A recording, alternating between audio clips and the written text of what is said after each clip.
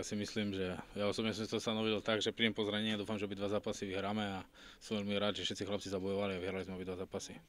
A pomohli mi, dá sa povedať, tým po tom dlhom zranení. No.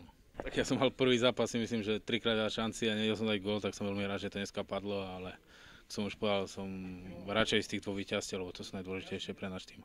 To sa nedalo chytať. Nie, no tak takedy prvý zápas mi nepadlo nič a teraz mi to padlo, takže z také situácie, no, ten brankár asi nevidel a trafil som to rovno pod ruku, takže si myslím, že sa to nedalo chytiť, no. Brankár zase nemohol. Tak je to také nepríjemné pozerať tam na neho, jak kričí, ale si myslím, nielen ja, ale celé mužstvo mu drží palce, určite mu zavoláme a dúfam, že sa čím skôr dokopí, lebo fakt takéto zranenie, ani sám neviem, čo mu je vlastne, ale vyzeral fakt blbo, no a bolo to také nepríjemné z ostatných hráčov, keď brankár leží a kričí. No.